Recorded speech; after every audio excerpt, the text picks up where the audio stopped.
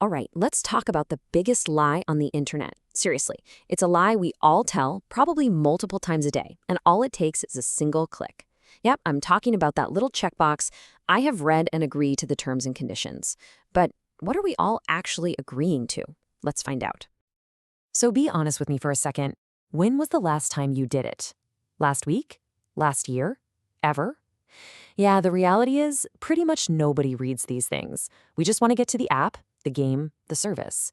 But that one little click, that blind agreement, well, it can have some pretty wild consequences. Now, this might look like a joke, but I promise you, this was a real clause in a real agreement. Way back in 2010, as an April Fool's prank, a retailer called GameStation slipped this into their terms. And yeah, it's funny, but it makes an incredible point. Companies can hide basically anything they want in the fine print. And here is the punchline. On that day, 7,500 people placed orders, and a whopping 88% of them clicked agree without even noticing the bit about their immortal soul. They just checked the box, proving what we all kind of suspected. The vast majority of us just don't read. You know, this whole thing is so common that it's become a huge cultural joke.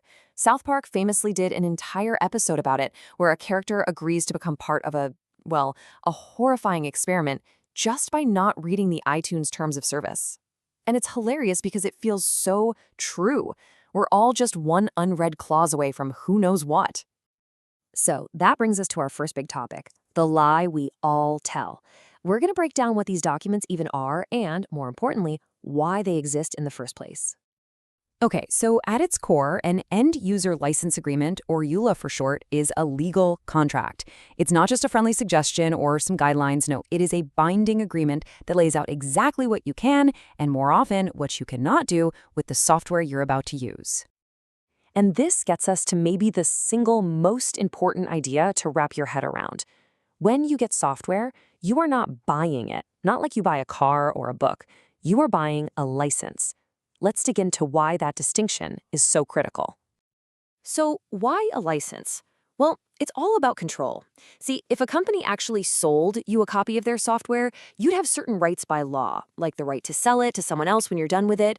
By framing it as a license, they get to make up their own rules. They're essentially just renting you the right to use it, but only under their very specific conditions. And the way we agree to these things has changed over time. It started with what they called shrink wrap licenses. Literally, just tearing open the plastic on the software box meant you agreed. Then came click wrap, which is our good old I agree button. And now we've got browse wrap, where just by continuing to use a website, you are legally considered to have agreed to its terms, whether you ever saw them or not. It's gotten easier and easier to agree, and easier to completely miss what you're agreeing to. All right, let's get to the juicy part. What are some of the common and often really surprising things lurking inside these agreements that we all accept without a second thought?